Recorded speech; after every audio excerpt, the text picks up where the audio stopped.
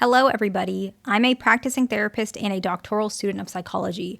Today, we're going to talk about how to talk to a man you're attracted to, backed by research.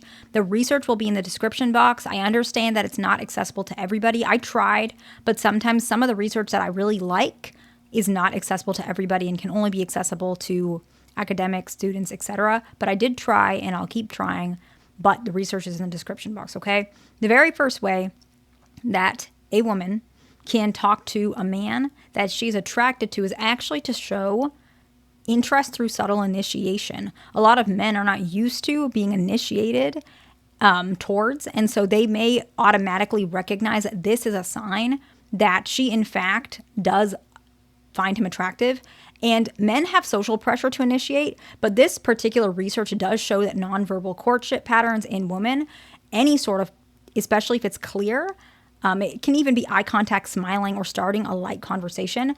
This signals friendliness and openness, and it actually makes that person more approachable and attractive. And so even if you're not directly initiating and saying, I like you or I find you attractive, that might help. It probably would. But even if you're not ready or you're not sure if you are attracted to him or not, having some sort of conversation to figure out how you feel, what you want, can help him to recognize, okay, this person is someone that's comfortable talking to me. Then he might feel a little bit more comfortable taking the lead. And at that point, you can distinguish if this is a person that you want to continue something with, if you are still attracted to them, whatever it may be. That can be really important. The next one is actually asking him about his passions and goals, okay? Men tend to open up more when they're talking about what they do, what they're working towards, what they care about, their ambitions, whatever their goals are, And so this can even happen in relationships. This research is a bit older, but it really does show that this can sustain marriages for a long time, just doing this continuously. When you're asking about his hobbies or ambitions, it shows curiosity, but it also shows that you respect who he is as a person. You're not a person that's going to take away those hobbies or try and make it so he's not allowed to have those hobbies once you guys get in a relationship, or you're not trying to control the narrative of where he's going in his life. You're actually listening and understanding that he takes his own initiative towards his goals, and you appreciate that about him. And so this is why this is so important, because not only does it show that you appreciate what he likes and what he's working towards, it also shows that you are a person that's willing to respect where he's coming from and his image and view of himself, okay? The next one is being direct, but you don't want to do it in a way where you're completely harsh, okay? This research was done in 2010. Kind of the best way to put it is direct, but like in a warm way. And I'll explain that. Men often respond very well to clear, straightforward communication, especially paired with a positive tone, okay? Subtle hints can likely be missed or misinterpreted, or if you're clear and straightforward, but your tone is negative, they might find that to be a little bit, abrasive, but it also could be that they might perceive it as, you're already preemptively expecting them to not take what you're saying seriously. And so that makes them feel disrespected. So for example, if you say something along the lines of, I would really like if we could hold hands at the park today, right? That is straightforward, but the way you express it could be different. If you say it in a way where you're upset and almost signaling that it's because they never hold hands with you, that's why you're upset. Or if you say it in a positive way, maybe even adding positive terms. I would really love that. I think that would be good. That would make me happy. Saying that would make me happy can really help. Or I really appreciate all the things that you're doing for us. And I would like if we could hold hands at the park today. How do you feel about that? Right? Showing it in a way where you're clear, you're straightforward, but it's not in a way where you're grilling him or saying, I'd like if we could hold hands at the park today. You never hold hands. I feel like you're so distant, X, Y, and Z. It really doesn't make him understand.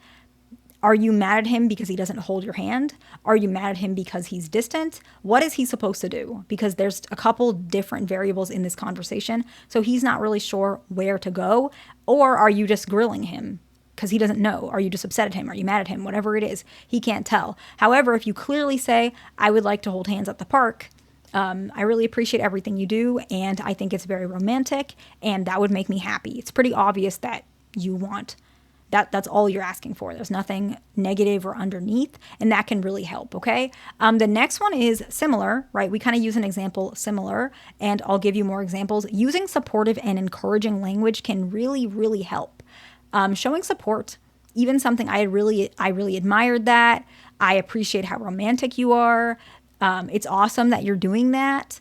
It really shows that a man is doing enough for you, that he feels competent and respected in interactions. And research does basically suggest that this is actually a relational need for men. This research was done in 2000, but it really shows that men truly need more often than women feeling competent and respected in these interactions, that he feels like he's doing the best he can, and you see that. I admire when you do that. Let's say the hand holding example we just talked about.